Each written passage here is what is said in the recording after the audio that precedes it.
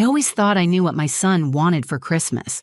I thought it would be a toy, a video game, maybe a new football, something simple, something loud.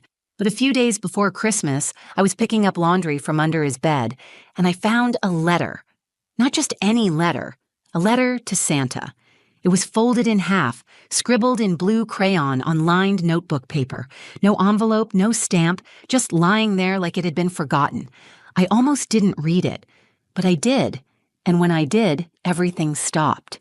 He wrote, "Dear Santa, I don't want anything this year. I just want you to make my mom smile again." I remember standing there in his room, socks in one hand, that letter in the other, and my knees just gave out. He never said a word about it. He never showed me. He never asked if I'd mailed it.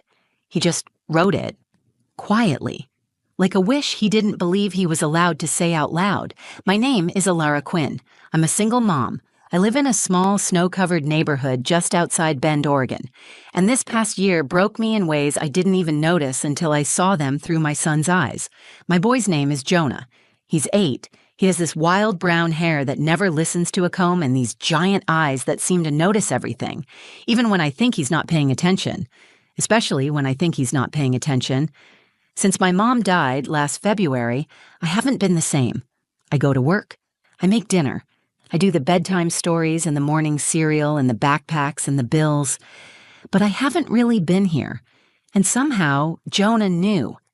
Every time he saw me staring into space, every time I told him I was fine when I wasn't, he stored it. And instead of asking for a toy or a trip or a treat, he asked Santa to give me my smile back. What kind of child does that? He didn't want anything.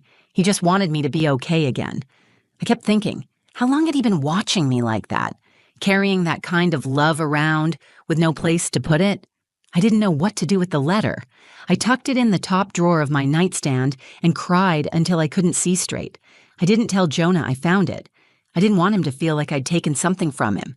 It felt sacred, private, like I'd stumbled into a prayer. But that letter?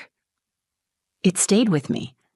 I'd wake up in the middle of the night and hear his words in my head. Just make my mom smile again. I couldn't stop hearing it. Then, on Christmas morning, something happened. After the wrapping paper had settled and the cocoa had gone cold, Jonah pointed to a box under the tree. One I didn't recognize. It had no tag, no name. Just plain brown paper and a thin white ribbon tied in a crooked knot. I thought it was from him, maybe something he made at school, but he shook his head. "I didn't put that there," he said. "Maybe Santa did." I laughed, but then I opened it. Inside was a photo album, thick, leather-bound, and old enough to smell like memories, and on top of it, a note. It read, "You gave me everything. I'm giving a piece back." My hands shook when I picked it up, because I knew whatever was in that box, it wasn't just a gift, it was an answer, and I wasn't ready for what came next. My name is Alara Quinn. I'm 32.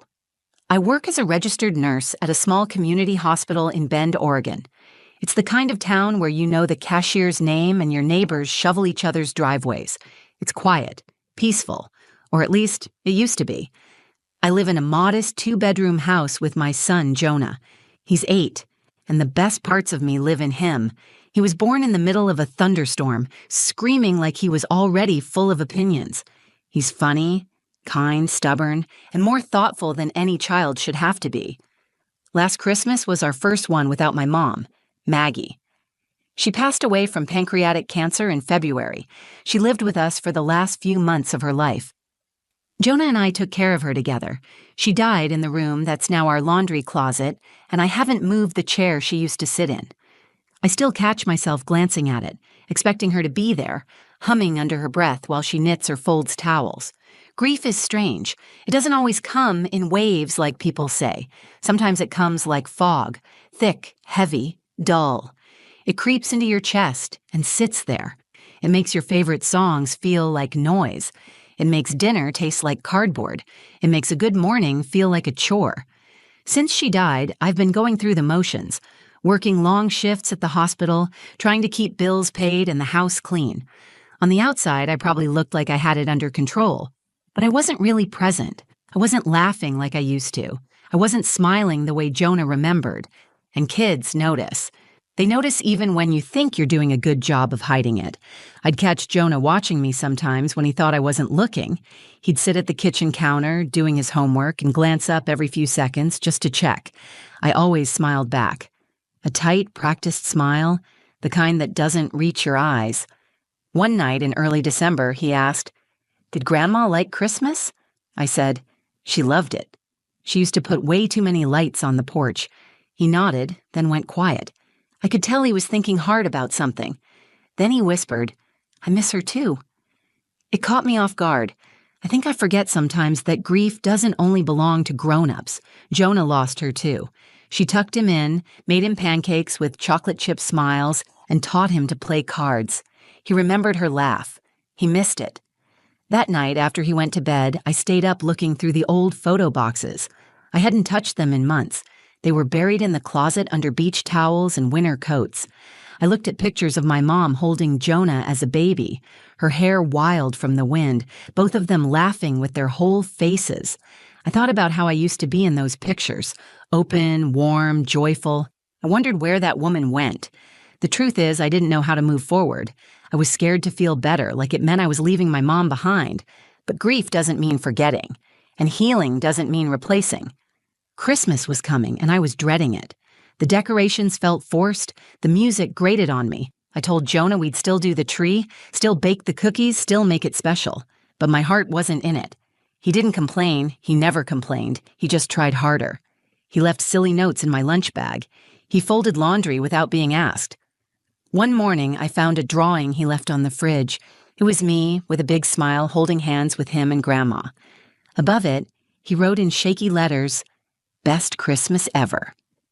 I cried in the bathroom that night so he wouldn't hear. Looking back, I realized Jonah was trying to remind me of something, that we were still here, that joy hadn't disappeared, it had just gotten quieter. And maybe, deep down, that's why he wrote that letter. Maybe he knew what I needed better than I did. Before I found the letter, I thought I was the one protecting him, but in truth, he was the one holding me together. And that's where our story really begins. It started as a regular Thursday. I had the day off from the hospital, so I planned to catch up on housework and laundry. The washing machine was humming, and Jonah was at school. His room was a mess, as usual.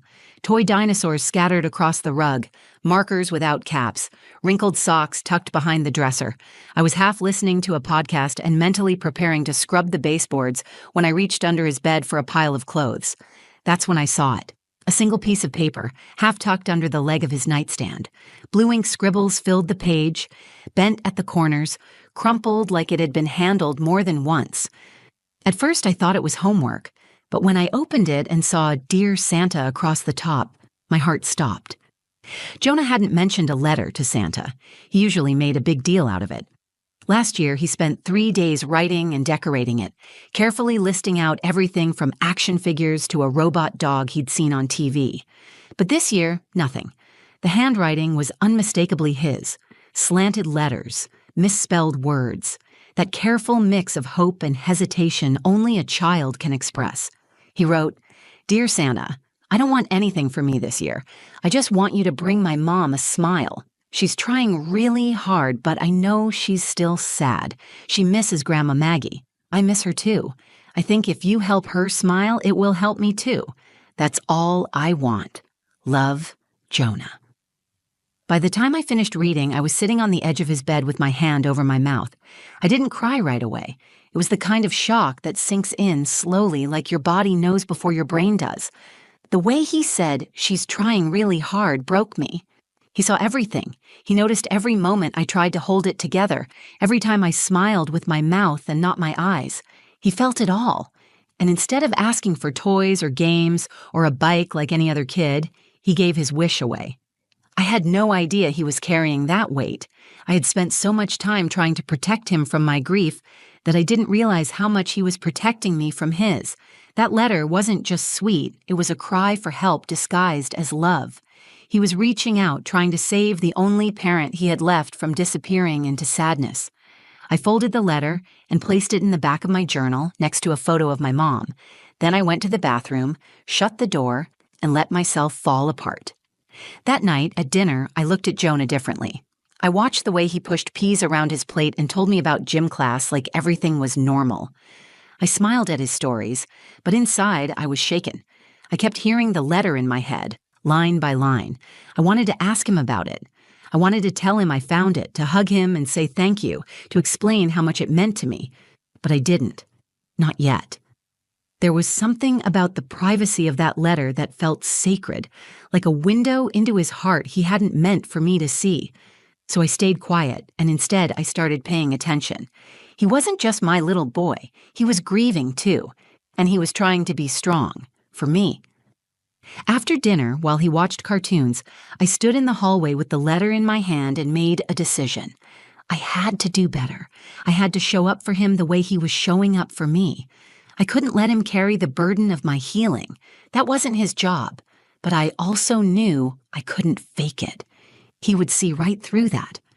What I needed was to remember who I was before all this, who I was when my mom was still here, who I wanted to be for Jonah.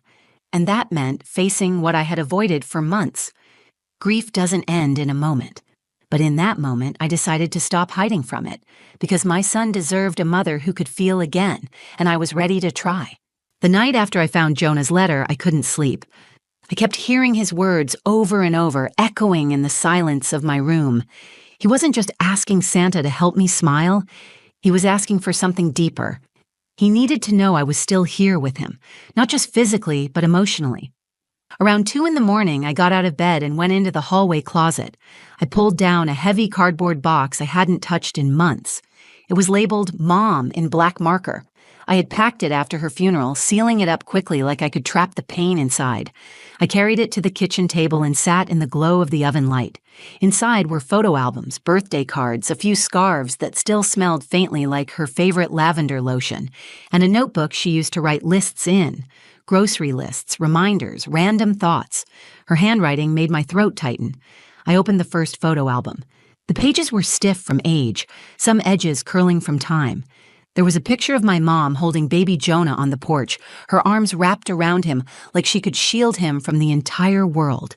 There was another of us at the lake, Jonah covered in mud, my mom laughing with her whole face. I didn't cry this time.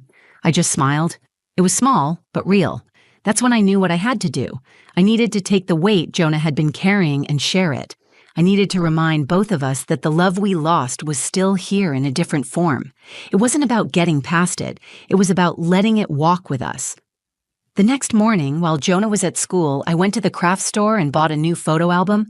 I spent the entire day printing pictures, cutting little paper captions, and sorting through memories like they were puzzle pieces I had forgotten how to arrange.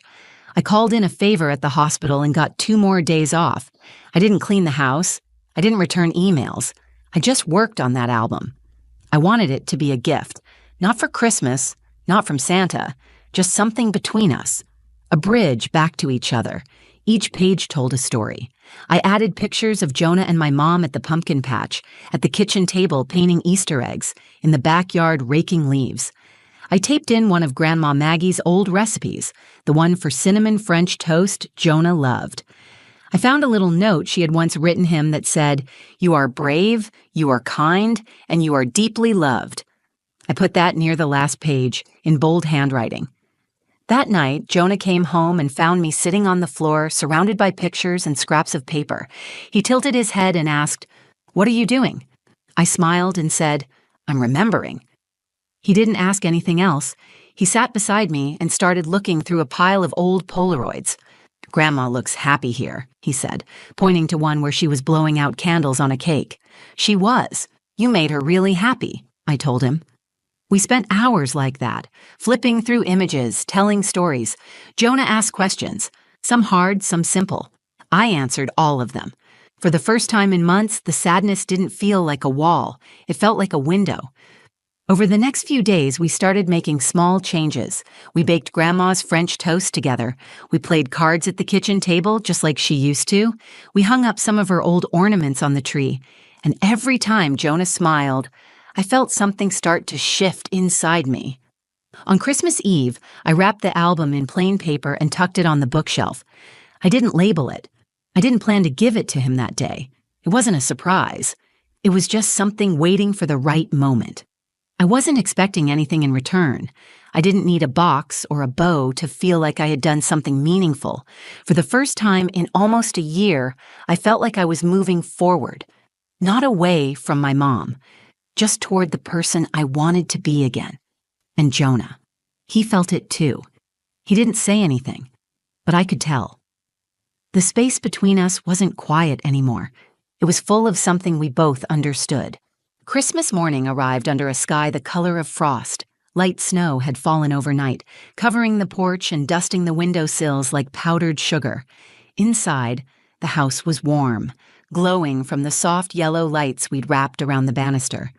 Jonah was already awake, sitting on the floor beside the tree in his pajamas, holding a mug of cocoa too big for his hands. He smiled when I came in. "Merry Christmas, Mama," he said. I sat down next to him, kissed his forehead, and whispered, "Merry Christmas, baby." We didn't have many gifts under the tree that year. I had kept things simple. A new set of paints for Jonah, a hoodie he'd been eyeing at the mall, a few little stocking surprises. He opened each one with quiet excitement, smiling politely even at the socks. His eyes lit up when he saw the paints. "You remembered," he said. "That meant more to me than anything." We laughed. We took pictures. We played music. I let myself enjoy the moment, fully present for the first time in a long time. I thought that would be the high point of the day. But then Jonah reached for one last gift, one I hadn't seen before. It was tucked behind the tree, wrapped in simple brown paper and tied with a white ribbon. There was no tag, no name, just the box. "I didn't put that there," I said. Jonah looked up at me. "I didn't either. Maybe Santa did." I smiled, thinking maybe someone from work had dropped something off. A neighbor, a friend. But I didn't recognize the handwriting on the tag. Actually, there was no handwriting at all. No note, no label. I carefully untied the ribbon and opened the box. Inside was a leather-bound photo album. It looked old but cared for. The cover was soft and smooth, embossed with faint gold lettering. "For Alara." My chest tightened. I opened the first page. It was a picture I had never seen before. My mother, Maggie, holding newborn Jonah in the hospital. Her face lit up with pride and pure joy. The date was written in her handwriting. June 3rd, 2015. I turned the page. Another photo, this time of me and my mom at my nursing school graduation. Then one of her in the garden, laughing, hands covered in dirt. The photos kept coming, each one more personal than the last. And then I reached a folded note tucked between two pages. I pulled it out and read, "You gave me everything. I'm giving a piece back." That's all it said. No signature, no explanation. I looked up at Jonah. He was watching me with wide, waiting eyes. "Who gave you this?" I asked. He shrugged. It was just there. I thought maybe it was from Grandma. I held the album tightly, flipping through more pages. There were scanned recipes from her collection, notes written in her handwriting to me, ones I had never seen before. One said, "You're stronger than you think. You always have been." Another, clipped to the bottom corner of a birthday photo, read, "The world needs your light. Don't hide it." I had no idea who could have made this. Some of these photos I didn't even know existed. Some were old film prints from before Jonah was born. Some looked like they were taken on my mom's old camera, the one I thought she had given away years ago. Tears filled my eyes. I wasn't sad, not this time. It felt like she had found a way to reach me, like someone, somewhere, had known I needed this. Maybe it was one of her friends or a cousin who had quietly gathered these things after she passed. Maybe it was someone at the hospice who had access to her belongings. I didn't know, and in that moment, it didn't matter. Jonah moved closer to me. "Are you okay?" I nodded, still holding the album. "Yeah," I said. "I think I really am." He leaned his head on my shoulder and whispered, "I told Santa." I knew he could help. I smiled through the tears. Looks like he listened. We sat there, the two of us wrapped in a quiet peace, the kind that doesn't need words or music or bright lights to feel real, just love and memory and something bigger than both. Whoever sent that box didn't just give me an album, they gave me a doorway, a way back to myself. And that morning, for the first time in a year, I felt whole. The days after Christmas felt different, not because of the gifts or the snowfall or even the photo album, though that changed everything. It was something quieter, something inside me that had started to shift. For the first time since my mom passed, I didn't feel like I was walking through life with my head down. That mysterious box didn't just give me memories, it gave me clarity. It reminded me that love doesn't end when a person is gone. It doesn't disappear into silence. It stays. It lingers in the pages of photo albums, in the warmth of a child's drawing, in the recipes you still cook with your eyes closed. On the morning after Christmas, I made cinnamon French toast with Jonah. I followed my mom's recipe from the album. The paper was yellowed and creased, written in her familiar handwriting, and for the first time I didn't cry when I read it. I smiled. I could hear her voice again, not just in my memory, but in the way Jonah giggled when he spilled too much cinnamon on the counter. We sat at the kitchen table and ate together. Jonah talked about his favorite present. He said it wasn't the paints or the hoodie or the candy from his stocking. It was the album, he said. It's like getting a piece of grandma back. I nodded. Me too. Later that week, we started adding to the album. Not with old pictures, but with new ones. Jonah drew a picture of him and Grandma Maggie in heaven, playing cards. I printed a photo of us baking together and glued it to the back page. We weren't just holding on to the past, we were building something new from it. That small act, sitting together, remembering out loud, became our way of healing. Grief didn't leave, but it changed shape. It stopped feeling like a weight and started feeling like a thread, something that connected me to my mom, to Jonah, and to the version of myself I thought I had lost. I went back to work the following Monday, and my coworkers noticed something right away. "You look lighter," one of the nurses said, "like you're here again." I was. I was fully present in a way I hadn't been for nearly a year. I listened more deeply. I laughed more easily. I came home and actually sat with Jonah instead of just being in the room. One night, as I tucked him into bed, he asked, "Did Santa really send the album?" I paused. I could have told him the truth, that we didn't know who sent it, that it might have been someone from Grandma's past, but I looked at his hopeful face and I realized something. It didn't matter how the album arrived. What mattered was what it gave us. "I think Santa helped," I said, "and maybe Grandma did too." He smiled, turned on his side, and whispered, "I knew she'd find a way." That night, I sat in the living room with the album on my lap and turned through every page again. I ran my fingers over the notes, the pictures, the little fingerprints Jonah had added in crayon and marker. It was more than a gift. It was a reminder that healing doesn't come all at once. It comes in small, beautiful moments when we choose to keep going. I used to think strength meant not falling apart. Now I know strength is letting yourself feel it all and still choosing to get back up. It's asking for help, even silently. It's being seen and loved, even when you're at your lowest. Jonah didn't just ask Santa to bring me a smile. He reminded me that I deserved one. And whoever sent that album, whether it was an old friend, a family member, or something bigger than I can explain, understood exactly what I needed. A piece of the past, handed back with care. And the message was clear. You're not alone, you never were. You just forgot for a little while. Now, every time I pass the bookshelf and see that album, I remember who I am. A daughter, a mother, a woman still learning how to carry both love and loss at once. And I smile. Because somehow, against the odds, a little boy's wish brought me home. Thank you for being here and listening to my story. If you've ever lost someone, if you've ever felt like you were holding everything together with just your fingertips, I hope this reminded you that healing is possible. And sometimes it begins with something as small as a letter, or a smile, or the quiet love of someone who sees more than you realize. If this story touched you, please like the video. It helps more people find it. Share it with someone who might need a little light today. And if you want more real stories like this one, filled with heart, hope, and the things that matter most, subscribe to the channel and turn on notifications so you don't miss the next one. And finally, I'd love to hear from you. Drop a comment below and tell me, what's the one moment in your life that reminded you you're not alone? Until next time, be kind to yourself. You never know how much someone needs you, especially the ones closest to you. Take care.